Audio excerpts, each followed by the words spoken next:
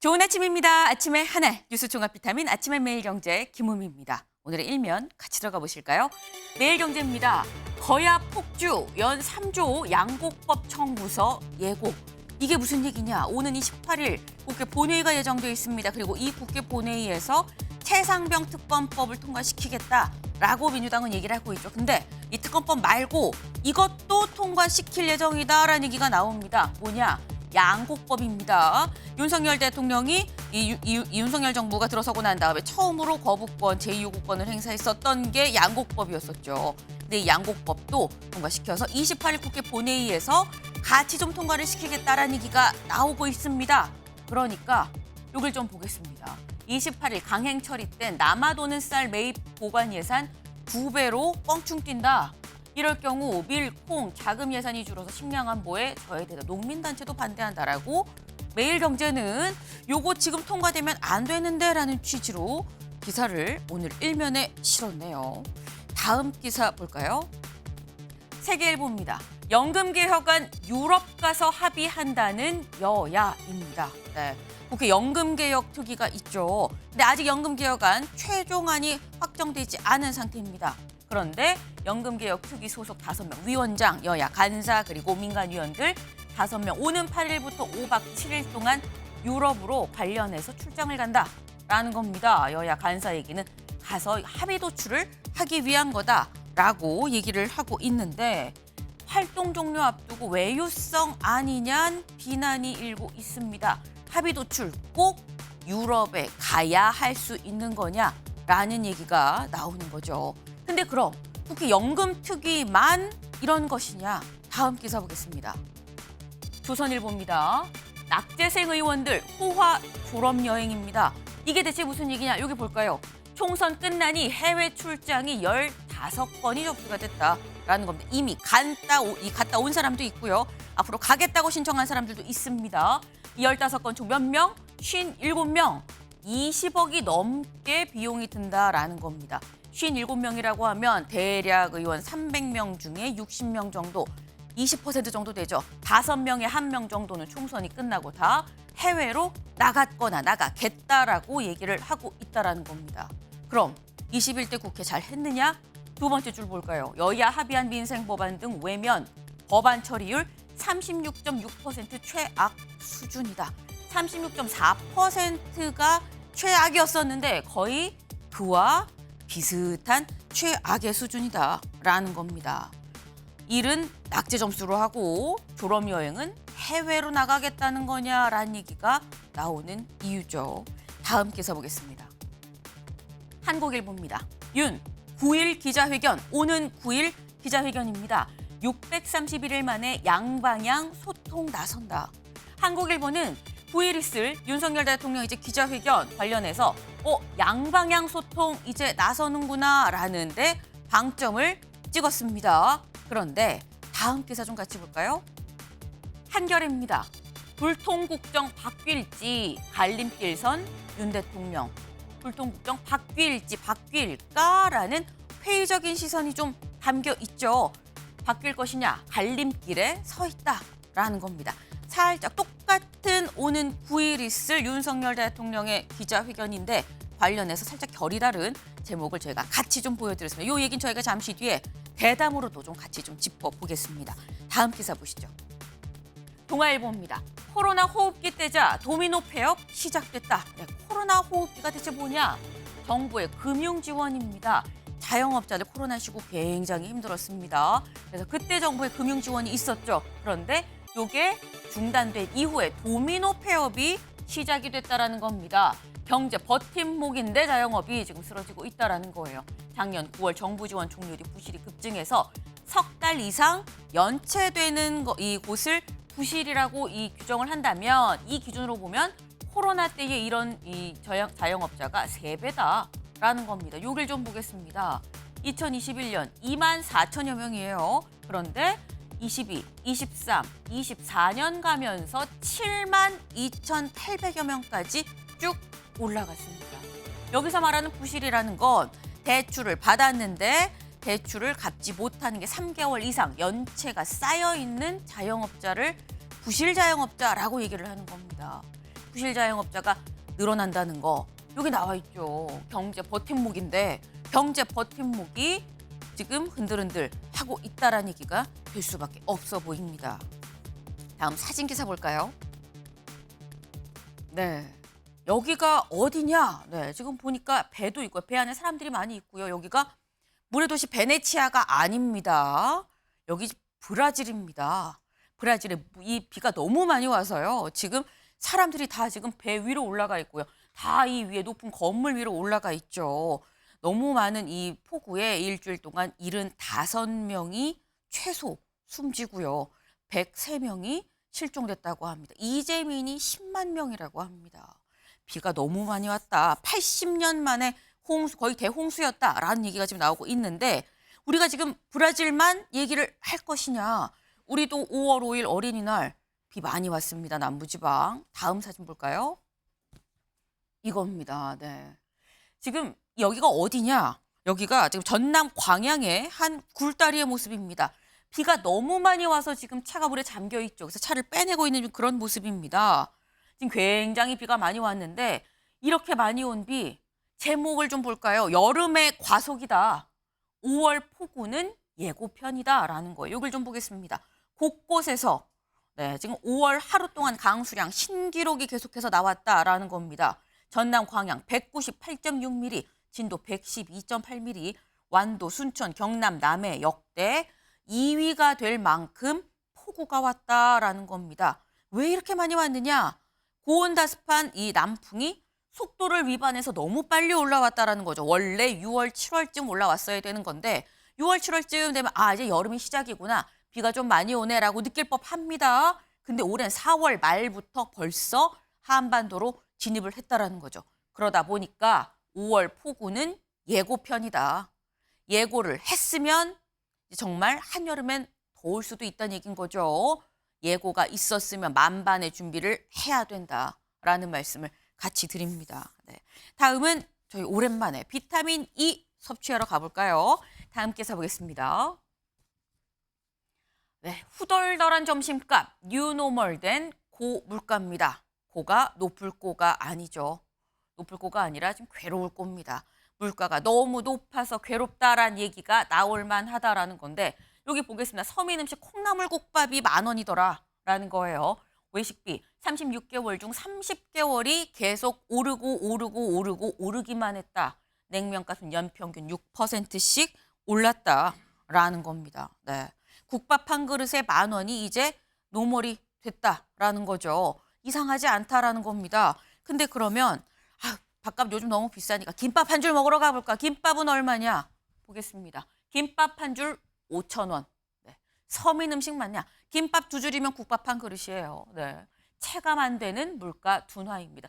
요걸 좀 보겠습니다. 지금 이게 메뉴판이죠.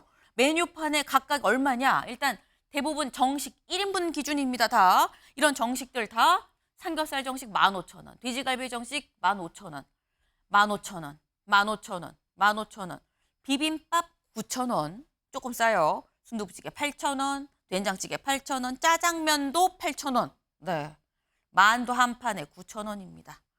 10,000원 갖고 가면 잔돈 조금 돌려받고 한 끼 먹거나 10,000원에 더 보태야 정식을 먹을 수가 있는 지금 그런 상황이란 얘기인 거죠. 비싸도 너무 비싸다. 그런데 외식 물가가 비싸서 웃는 곳도 있다고 합니다. 어디냐? 같이 볼까요?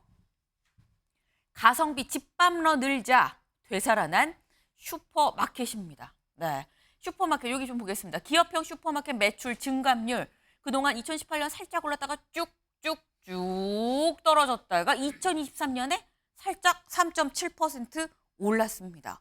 밖에서 먹으면 너무 비싸니까 냉면 밖에서 먹으면 16,000원이죠. 근데 마트 가서 4인분짜리 사면 요즘 할인해서 하나 더 껴줘요. 8,000~9,000원이면 살 수 있습니다. 그러다 보니까 집밥러가 늘 수밖에 없고 슈퍼마켓 매출 증대로 이어졌다라는 겁니다.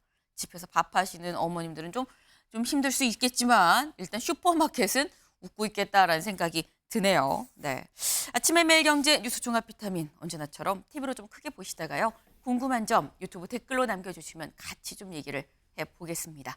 오늘 함께해 주실 분들 소개합니다. 안녕하세요.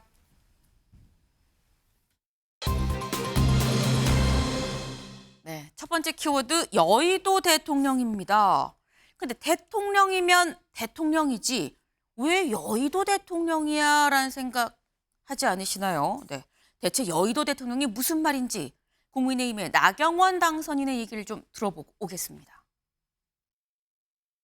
지금 여의도 대통령이란 이야기를 하잖아요. 이재명 대표가. 네. 사실은 용산 대통령 따로 있고 여의도 대통령 따로 있는 그런 정부가 아닌가 이런 정도라고 생각을 합니다. 그러니까요. 사실은 국회 권한이 굉장히 강해서요. 대통령께서 내놓으신 많은 공약을 지금 실현하고 있지를 못합니다. 이 민주당을 상대로 여의도 안에서는 저희가 적어도 야당 아닌가 이런 생각이 들어요. 네, 지금 현재 상황은 용산 대통령 따로 있고 여의도 대통령 따로 있는 정국 아니겠느냐. 이재명 일당 민주당 상대로 여의도 안에서는 여기서 말한 저희는 국민의힘이죠. 국민의힘이 야당이다라는 게 나경원 당선인의 얘기입니다. 윤영걸 대표님, 용산 대통령 따로 여의도 대통령 따로 동의하십니까? 맞는 얘기죠. 네, 우리나라 대통령이 전권을 갖고 있는 게 아니고 대통령 행정권만 갖고 있어요. 왜? 네. 사법권 분리돼 있지, 상권 분리, 국회가 분리돼 있죠. 근데 미국 정치학자들이 하는 얘기가 민주주의의 가장 위험한 게 대통령제에서는 대통령하고 국회하고 따로 노는 거랍니다. 국회는 따로, 대통령하고 따로. 그러니까 우리 민주주의가 지금 가장 큰 위기에 있는 거 아닌가 뭐 이런 생각이 들어요. 이걸 해결하려면 방법은 협치인데 지금 협치가 불신이 너무 크잖아요. 그러니까 도저히 뭐 될 수 없는 지경이기 때문에 하고 싶은 일을 서로 추진은 못하고 서로 막을 수 있는 그런 상대방을 서로 막는 그런 역할만 하니까 우리 민주주의는 앞으로 남은 3년간에 굉장히 좀 불안한 일, 정쟁이 계속 심화되지 않겠느냐 이렇게 걱정스러운 시각으로 보고 있습니다. 네. 지금 사실 딱 맞는 얘기 아니겠느냐. 여의도는 민주당이 확실하게 지금 실권을 갖고 있다라고 말씀을 하셨는데 서영주 대변인. 네. 사실 하늘 아래 태양이 둘일 수 없다라는 얘기도 있긴 있어요. 네. 우리나라 대통령제인데 용산 대통령 따로 여의도 대통령 따로 이거 잘 굴러가겠느냐라는 우려가 나올 수도 있거든요. 네. 그러니까 뭐 용산 대통령, 여의도 대통령은 나경원 의원이 얘기하는 것 같고요. 대통령은 한 명이죠, 법률상. 그러니까 이제 빗대서 얘기하는 건데 네. 행정부가 있고 입법부가 있다는 것이에요. 그러니까 지금 현재 입법부의 권한이 많이 세졌다라는 얘기를 하는 것이죠.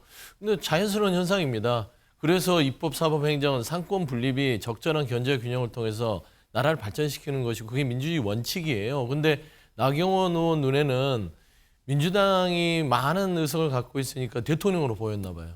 그렇게 보면 안 되죠. 그러니까 예를 들면 그겁니다. 지금 현재 22대 총선에서는 국민과 정부의 싸움이 된 거예요. 네. 이제 입법부에 권한을 많이 주겠다 국민들이 얘기하는 것이고 보면은 입법부는 뭡니까? 선출된 공직자들이 많은 곳이죠. 뭐 300명이라고 봤을 때 뭐 108명 덜어내고요. 192석이 선출 측입니다. 그러면은 이제 선출된 정부는 공무원 공직자가 누가 있죠? 대통령 한 명이잖아요. 나머지는 다 임명된 공무원들인데 결국에는 그 임명된 공무원들이 본인들이 그 권한을 자기 것처럼 막 권력자로 사용을 합니다. 그러면 선출된 공직자를 통해서 국민들은 목소리를 낼 수밖에 없죠. 그러니까 나경원 의원은 상권 분립 이해를 못하는 거고요. 결국엔 저는 그런 생각이 합니다. 지금 윤석열 정부에서는 DJ 그러니까 김대중 대통령 시대를 배워야 돼요. 네. 이회창 총재 시절에 네. 그때가 말하자면 여의도 대통령의 말이 있었어요. 근데 김대중 대통령이 어떻게 했습니까? 여소야대 국면에서 7고 철회를 했습니다. 7번 영수회담을 했어요. 달래 가면서 국정운영을 했던 거예요. 근데 왜 이런 여의도 대통령이라는 말까지 나오냐면 용산에서요. 그런 노력을 안 합니다. 왜냐하면 결국에 입법부의 권력을 국민들이 준 것이다. 그러니까 스스로 반성해야 될 부분을 가지고 비아냥되듯이 하는 부분들은 좀 옳지 않다. 그런 말씀드립니다. 여의도 대통령이라는 말이 썩 좋은 게 아니다. 이런 말이 나온다는 건 오히려 여권에 안 좋은 얘기일 수밖에 없다라는 취지로 또 말씀을 하셨습니다. 지금 이 나경원 당선인이 얘기한 여의도 대통령, 그러니까 입법권이 높아졌고 제1야당, 거대 야당이 힘이 굉장히 세다라는 걸 지금 얘기를 하는 거죠. 더불어서 이재명 대표의 위상도 같이 상당히 높아졌다라는 얘기가 될 겁니다. 아마도 이 여의도 대통령이란 말은 이재명 대표를 좀 염두에 두고 한 게 아니겠느냐라는 생각도 좀 드는데 그런데 이런 높은 위상, 총선이 압승하고 굉장히 높아진 위상의 이재명 대표가 최근 이런 논란에 좀 휩싸였습니다. 다음 기사 볼까요? 당론 입법 반대 옳지 않다. 못 박은 이재명 위헌적 발상 논란입니다. 네. 경향신문의 기사입니다. 당론 입법을 반대하는 건 옳지 않다고 얘기를 했다는데요. 어떤 얘기인지 직접 들어보고 오시죠. 또 개인의 힘만으로 그 헌법기관의 위치를 가게 된 것이 아니라 더불어민주당의 구성원과 그 더불어민주당 당원 또 지지하는 국민들의 힘으로 이 역할을 맡게 됐기 때문에 최소한 모두가 합의한 동의한 그 목표에 대해서는 자신의 신념과 가치에 정말 양심상 반하는 것이 아니라면 따라주는 것이 바람직하다. 그것은 우리가 독립된 헌법기관이라 할지라도 더불어민주당이라는 정치 결사체의 한 부분이기 때문에 그런 것이죠. 우리가 전체의 한 부분이면서도 또 독립된 존재로서의 가치를 잘 조화시키는 게 정말로 중요하겠다는 생각이 듭니다. 네, 독립된 헌법기관이지만 민주당이랑 정치 결사체의 또 한 부분이다. 다시 말해서 당론으로 정했으면 따라야 된다라고 얘기를 했습니다. 윤경호 의원님 어떻게 들으셨습니까? 얼핏 보면 굉장히 위헌적인 발언인 거 맞아요. 그러니까 헌법에 네. 기사에도 있습니다. 헌법 46조 2항에 국회의원은 양심에 따라 직무에 충실하게 해야 된다. 쉽게 말하면 국회의원이 직무 충실이 뭐예요? 법안 발의하고 그에 대해서 국회에서 표결하는 거잖아요. 네. 그렇다면 소신껏 투표를 해라 이 얘기인데 제 개인적인 평소의 지론은 저는 그렇습니다. 아무리 정당 정치고 의회 정치에 그게 포함이 돼 있지만 인사 투표에 관한 한 헌법기관으로서 각자의 권한을 행사할 수 있도록 정당 내에서 그리고 그걸 바라보는 유권자 또는 국민들도 그걸 용인을 해주는 게 저는 맞다 이렇게 봐요. 다만 이 입법이 되고 있는 법안은 그 당 내에서 그걸 수기 과정을 거치잖아요. 상임위에서 또 논의 과정을 거치잖아요. 그런 과정에서 한 번, 두 번 걸러질 수 있기 때문에 또는 그 이상 걸러질 수 있기 때문에 저는 일반 법안은 당론을 존중하는 게 그래도 맞지 않을까 그런 생각인데요. 저런 것들이 저렇게 이재명 대표가 마치 지침처럼 저걸 얘기하면 이 자리가 아마 당선자들을 모아놓고 한 얘기라고 지금 돼 있지 않습니까? 그렇다면 상당히 획일적인 이 지시, 그다음에 복종 이게 우려되는 거죠. 헌법에만 그런 규정이 있는 게 아니고 국회법에도 비슷한 규정이 분명히 있습니다. 그러니까 헌법과 법률 위반 그렇게 되면 뭐예요? 행정부 공무원 같으면 탄핵 대상이 될 수 있는 거죠. 그러니까 저걸 어떻게 조화롭게 끌고 가느냐이지 저걸 지침을 줬다고 해서 저 무조건 따라야 되고 따르지 않는다고 해서 제재를 가하겠다. 그렇게 되면 정말 그 자체는 후진적으로 되는 거니까 조화를 잘 이루는 게 저는 핵심일 것 같습니다. 네. 조화를 이루는 게 핵심이다. 왜냐하면 이 부분에 대해서는 헌법에도 있고 국회법에도 자유롭게 투표할 수 있다는 부분이 명확하게 나와 있다라고 말씀을 하셨어요. 국회법에 뭐라고 나와 있는지 좀 보겠습니다. 국회법 114조 2항에 자유투표 항목이 있습니다. 의원은 국민의 대표자로서 소속 정당의 의사에 기속되지 아니하고 양심에 따라 투표한다라는 부분이 있습니다. 근데 이런 부분이 있는데 당에서 정하면 요거는 좀 같이 따라줘야 됩니다라고 얘기를 했다라는 건데 근데 이재명 대표가 굳이 당선인들 모인 자리에서 이 얘기를 했다라는 게 서영주 대변인님. 네. 이재명 대표가 당론으로 뭘 정책을 추진하려고 그랬는데 이게 소신 투표 때문에 무산된 사례가 있었나요? 명확하게 당론으로 정해지지 않았는데 네. 아마 이런 오해들이 많이 있더라고요. 그러니까 지난해 9월이죠. 체포동의안 관련돼서 사실상 당론이다라는 차원이었는데 그때 이제 말하자면 소신 투표가 있었고 예상외의 결과들도 있었잖아요. 그러다 보니까 이제 아마 그런 의미를 얘기한 게 아닌가라는 오해가 있어요. 근데 말씀한 대로 이재명 대표는 일단 그런 부분에 있어서 꼭 그걸 꼬집는 게 아니라 그러니까 당이 조금 이 단일 대우로 갈 때 말하자면 국회의원들이 각자 소신을 가지고 개혁적 발언이라든지 자기 판단을 할 수는 있으나 네. 결국엔 정당 정치가 뭡니까? 팀플레이입니다. 그러니까 팀 플레이라는 건 뭐냐면은 경기장에 들어갔을 때 네. 우리는 저기를 이겨야 되기 위해서는 전략과 전술을 짜고 들어가잖아요. 축구 경기도 마찬가지잖아요. 한두 명이 하는 게 아니라 11명이 하는데 한두 명이 나는 내 나름대로 내 포지션 말고 다른 데 가서 할 거야 하면은 경기가 엉망이 된다라는 차원에서 정당 정치의 팀 플레이를 강조하느라고 이런 얘기를 한 것 같고요. 또 따지고 보면은 개혁적 소신 발언을 아끼지 말아달라라는 얘기도 했습니다. 그래서 그런 어떤 그 정당 정치에서 국회의원의 이중적 위치를 얘기한 것이기 때문에 저는 이 부분이 꼭 무슨 언론이라든지 다른 사람의 오해 소지가 있는 꼭 그런 예전에 그런 사건을 겨냥해서 한 발언은 아니다라고 좀 생각이 듭니다. 네. 지금 서영주 대변인님이 말씀하시면서 예전에 뭔가 오해가 될 수 있는 부분이 있는데 그건 아니다라고 말씀을 하신 게 작년 9월에 있었던 체포동의안 표결 때죠. 사실 그때 한창 사실상 당론인데 왜 안 따랐냐는 얘기가 실제로 있긴 있었습니다. 그때 얘기를 잠깐 같이 들어보고 올까요? 당 국회의원들이 자기 당 대표를 팔아먹었습니다. 용납할 수 없는 해당 행위입니다. 저희 이재명 지도부는 끝까지 흔들림 없이 이재명 대표 곁을 지키겠습니다. 누구 좋으라고 이재명 대표의 사퇴는 없습니다. 검찰 독재 정권의 정치 탄압에 똘똘 뭉쳐 싸워도 모자랄 판에 어떻게 동지의 등에 칼을 꽂을 수 있는지 도저히 납득할 수 없습니다. 이번에 네.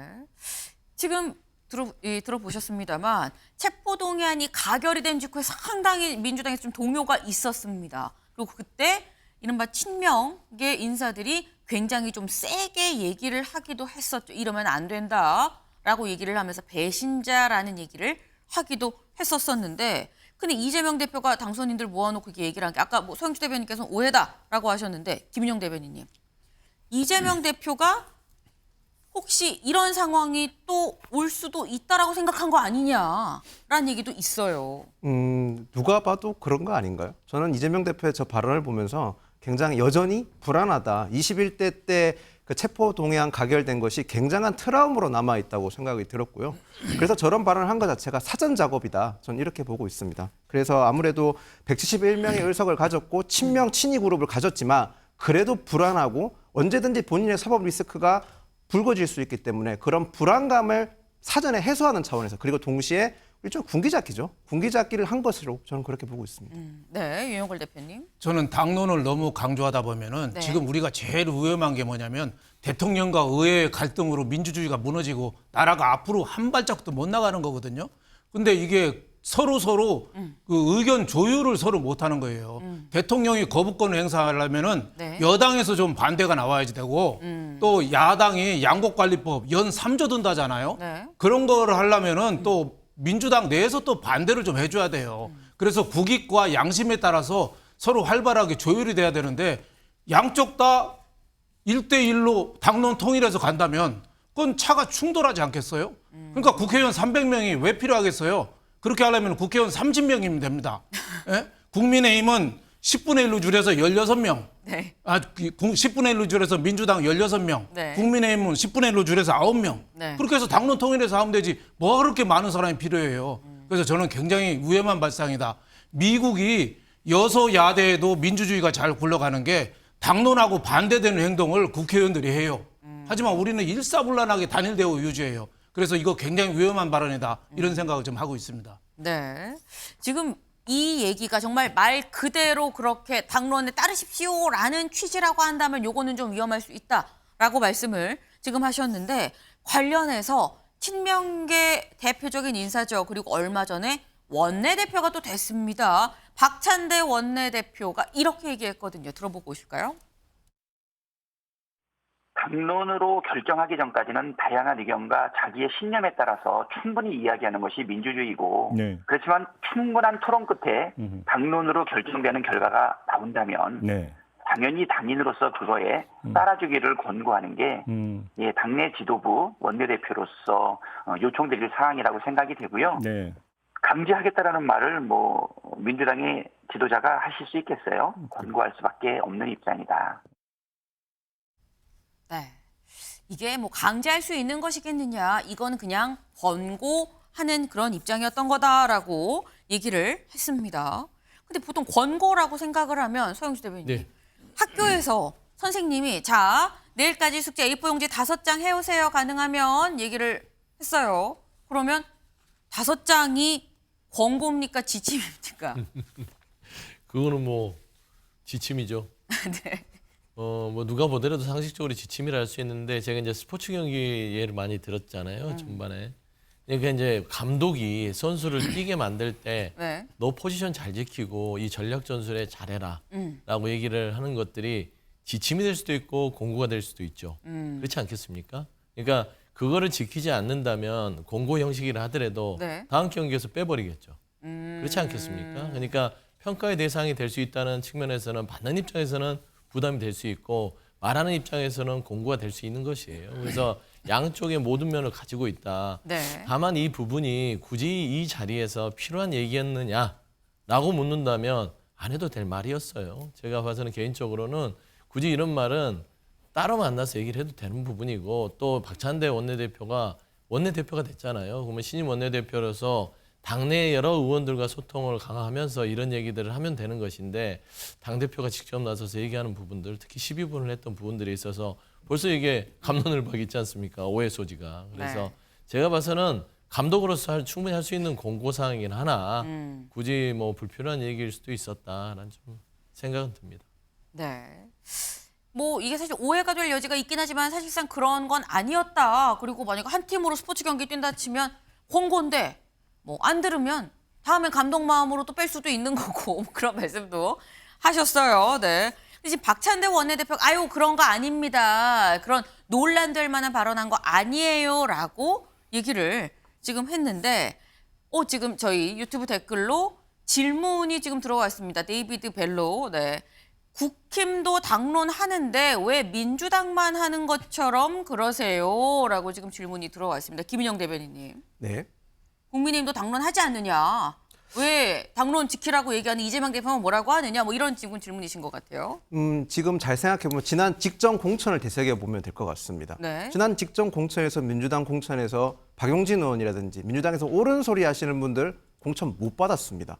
누가 봐도 합리적이었고 올바른 의정활동 하시는 분들이 공천 못 받았지만 국민의힘에서 쓴소리 하신 분들 공천 많이 받았습니다. 그런 점을 되새겨보시면 어떤 포인트가 되지 않을까 싶습니다.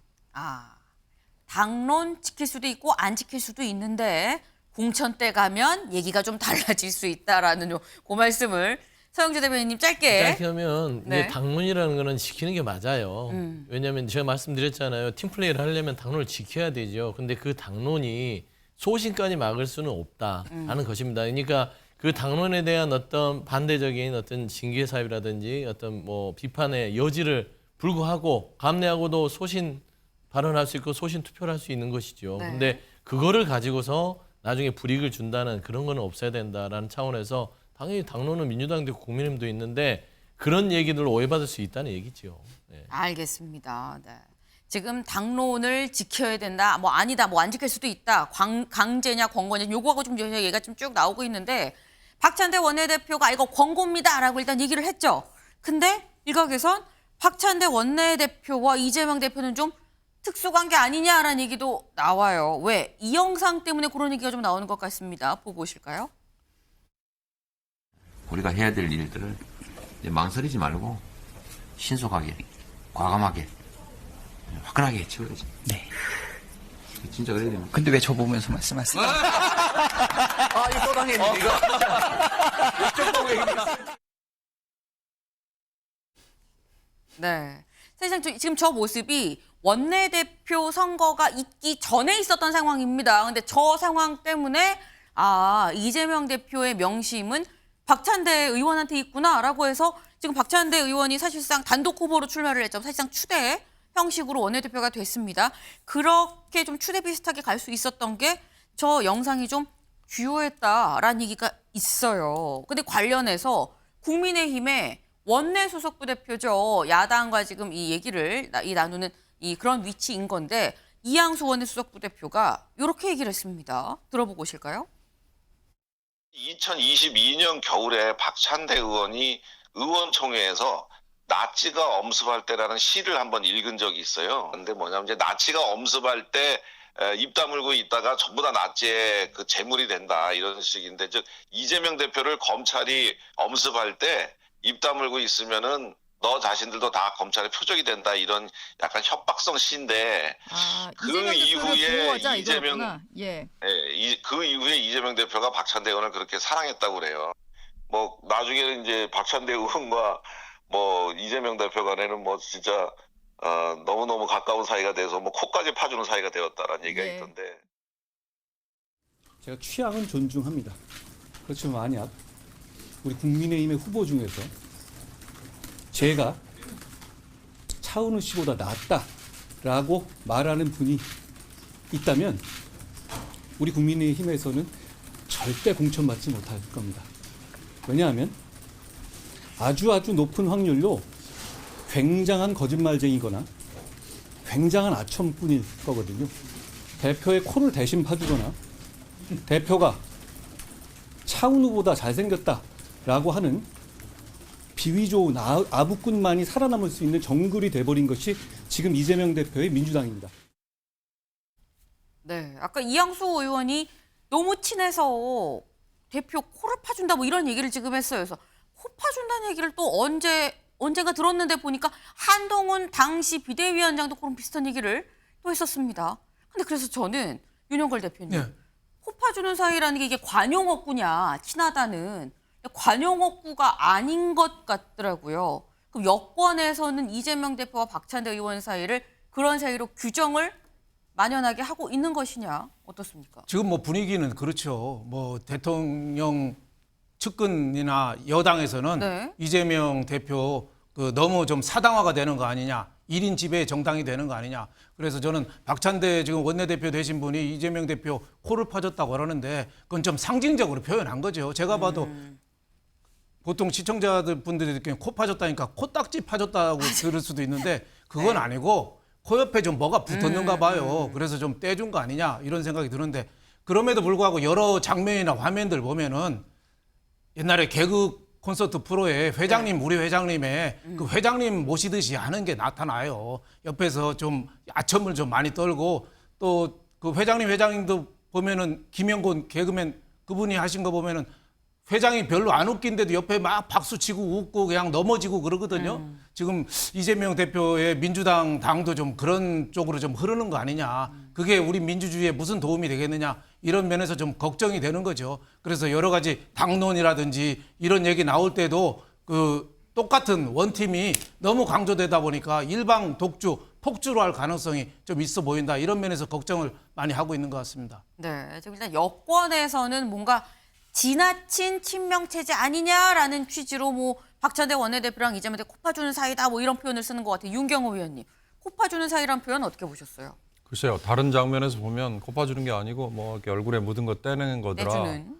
해명은 충분히 됐으니까 그런 식의 공격은 궁극적인 지향점이 뭔가.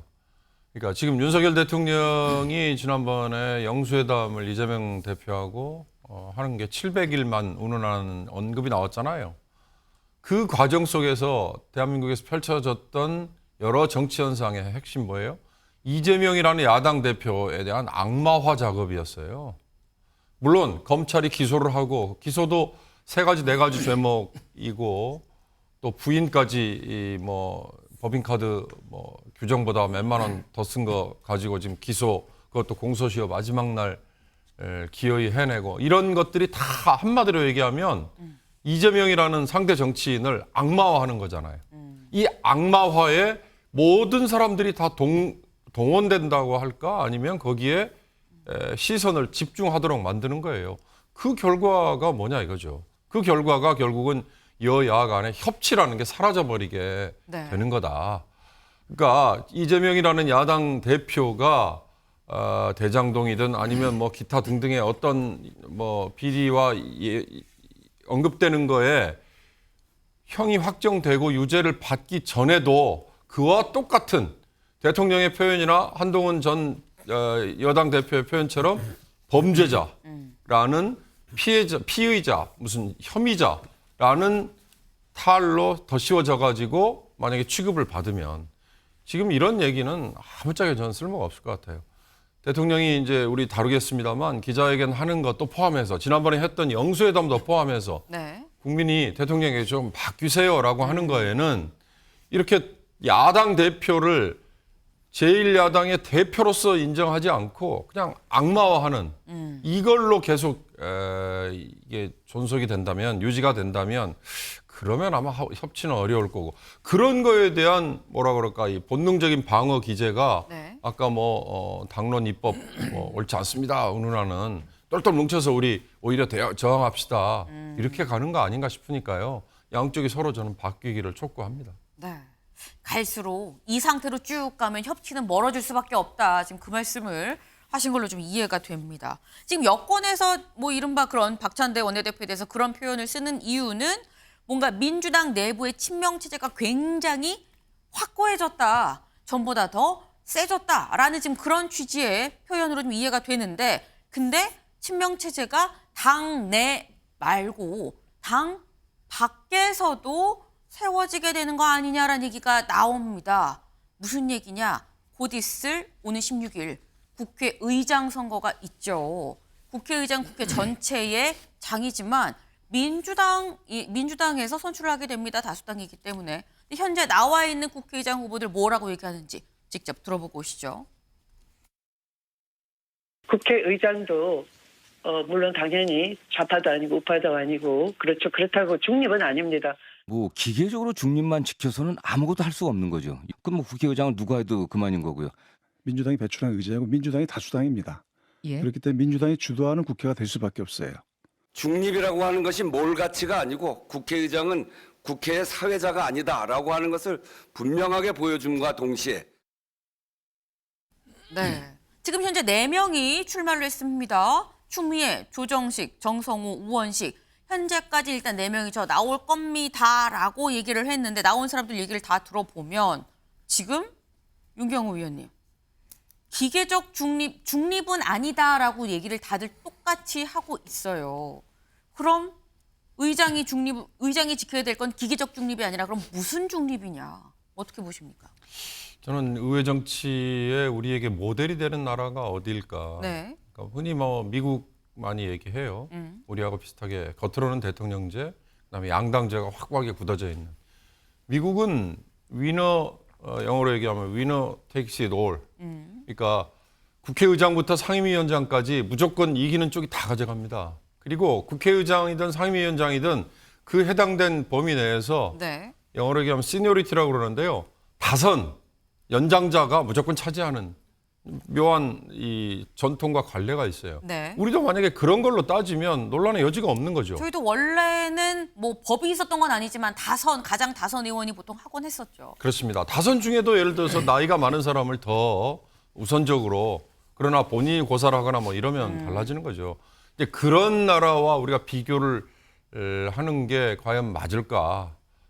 다만 이 지금 얘기하는 기계적 중립이라는 게 과거에 박정희, 전두환, 노태우라는 이 군사 독재 시절을 거쳤을 때 그때의 국회의장의 모습과 어찌됐든 6.29 선언 이후에 우리가 직접 선출을 하고 민주화된 이후에 국민이 뽑은 대표로서의 국회의 모습, 이 두 개는 조금 달라져야 되는데, 이 후자의 경우에는 이 기계적 중립이라는 거, 이게 과연 글자 그대로 이게 통할까?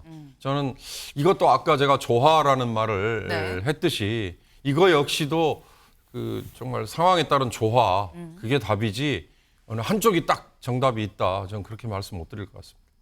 기계적 중립이 맞는 거냐, 뭐 그것도 딱 맞다고 말할 수는 없다라고 말씀을 하셨어요. 네, 윤영걸 대표님. 네. 어떻게 보십니까? 저는 국회의장이 정말 중요한 자리이기 때문에 너무 그 자기가 속한 당에 따르기만 하면은 그 우리나라 국회에 희망이 없어요. 국회의장이라도 좀 과속하거나 너무 치우치면은 잡아서 협의를 하라고 자꾸 좀 그 협박도 하고 강요도 하고 좀 그래야 되는 거 아닌가 이런 생각이 드는데, 지금 민주당에서 국회의장 후보 나오는 사람들은 한 사람하고 똑같이 다 당론, 뭐 이재명 대표에 대한 어떻게 보면 그 충성 뭐 이런 걸로 좀 강조하는 분위기로 가는 거 아니냐. 그래서 굉장히 좀 불안한 마음이 아닌가 싶어요. 과거에 그 국회의장 중에서 저 우리나라에서 기억이 나는 사람 이만석 국회의장 네. 여야를 통틀어서 여당 편도 안 들었어요. 오히려 야당 약하다고 해서 야당 편도 좀 들고 해서 많이 해줬거든요. 그 다음에 또 정의화 국회의장, 그 박근혜 전 대통령이 눈으로 막 쏘아볼 정도로 말 안 들었거든요. 그게 그렇게 보면 민주주의의 우리나라 희망이에요. 지금 왜 그런 사람들이 안 나오나 몰라요. 이번에 김진표 국회의장, 사실은 민주당 쪽이지만은 조금 협의를 더 해오라고 그랬다고 해서 네. 해외 못 나가게 막아야 된다는 둥, 출당시켜야 된다는 둥, 이런 쪽으로 분위기가 가잖아요. 굉장히 좀 우리나라가 지금 무혐한 민주주의로 가고 있나 이런 좀 걱정이 많이 듭니다. 네. 또 약간 좀 다른 말씀을 또 주셨어요. 사실 이게 다 의견이 좀 다를 수 있습니다. 근데 일단 현재 저 국회의장 나오겠습니다라고 얘기한 사람들 중에는 기계적 중립은 중립이 아니다라고 다 같이 입 모아서 얘기를 하고 있다라는 거죠. 근데 현재 국회의장에 나오겠다라고 얘기한 사람이 아까 저희가 본 4명만 있느냐? 아닐 수 있다라는 얘기가 나옵니다. 기사 같이 볼까요? 막 오른 국회의장 경선 5선 박지원 등판할까 합니다. 박지원 당선인 최근에 막말 논란이 좀 있었습니다. 고익일 장관 들어보고 얘기 이어가 보죠. 우상호가 했으면 박병석 의장도 마찬가지였고요. 똑같은 들이지. 윤석열이는 다 똑같은 오늘 너무 세게 얘기하시는데. 자, 진짜. 아니 오늘 왜 이렇게 세게 하세요? 아니 그럼 민주당으로 김진표 복당 안 받아야 돼요. 본래 국회의장 말기에 나가는 것은 놀러 나가는 거예요. 그런 거죠. 하지 말고 네. 상정해서 방망이 치고 나가든지. 네. 사실 저 때 김진표 국회의장부터 그 전에 박병석 의장부터 뭐 다 같이 그냥 따져봐서 혼났습니다. 그래서 이른바 거기서 있었던 어떤 저희가 삐 처리를 하긴 했습니다. 막말까지도 나왔었다. 그런 정치구단 박지원 당선인이 이게 방송되는 걸 정말 모르고 했겠느냐. 다 생각이 있으니까 얘기를 한 거다라는 얘기가 있었죠. 그래서 나오는 얘기가 김윤영 대변인님. 네. 박지원 당선인 국회의장 나오는 거 아니냐라는 얘기가 있었거든요. 네. 어떻게 전망하십니까? 저는 나오실 거라고 생각을 합니다. 나온다. 원래대로 국회의장은 갈래대로라면 다선언이 하는 게 맞는데 네. 21대부터 민주당에서 그 갈래 국회에 있던 기존 갈래들 모두 다 지금 무시하고 있지 않습니까? 그런 거에 대한 여파가 지금 발생해가지고 박지원 의원도 분명히 다 최다선이 아니지만 나올 거라 생각하고요. 지금 민주당 분들이 약간 좀 착각을 하시는 게 네. 국회의장 선거는 원내대표 선거가 아니거든요. 원내대표가 아니라 말 그대로 중립적으로 지키면서 국회 운영을 해야 되는데 원내대표 선거를 안 해서 그런지 이분들이 지금 자꾸 원내대표 선거랑 착각하시는 것 같아요. 국회의장이라는 자리를 마치 국회 운영 독점 입법 독재를 위한 하나의 도구로서 지금 여기는 것 같은데 민주당 당선인분들께서 조금 좀 이성을 차리시고 중립적인 그리고 어떤 사람이 국회의장을 해야 될지 국가의전서열 2위인 국회의장이 어떤 분이 돼야 되는지에 대해서 심도 있게 고민하실 필요가 있다고 생각을 합니다. 네. 사실 지금 말씀은 굉장히 비판적인 쓴소리를 지금 하셨습니다. 이게 당내 원내대표 선거가 아닌데 근데 지금 마치 당내 원내대표 선거를 뽑듯이 뽑는 거 아니냐라는 말씀을 하셨는데 얼마 전에 지난 5일이었었나요? 김진표 현재 국회의장이죠. 현재 국회의장 역시나 민주당 출신입니다. 김진표 국회의장이 지금 이런 상황에 대해서 이런 일침을 놨습니다. 들어보시죠. 또 좀 더 공부를 하고 우리 의회 정치 사회 역사를 보면 그런 소리 한 사람이 스스로가 부끄러워질 겁니다. 만약에 한쪽 당적을 계속 가지고 편파된 행정을 하면 편파된 의장의 역할을 하면 그 의장에는 꼭두각시에 불과할 겁니다. 네. 공부를 좀 해보면 알 거다. 만약에 그냥 당에서 하라는 대로 하면 꼭두각시가 될 거다라는 게 김진표 현재 국회의장의 얘기입니다. 어떤 생각이 옳다 그르다라고 얘기를 할 수 없습니다. 다만 저희는 이런 생각 저런 생각들이 다 있다라는 것만 전해 좀 드리겠습니다.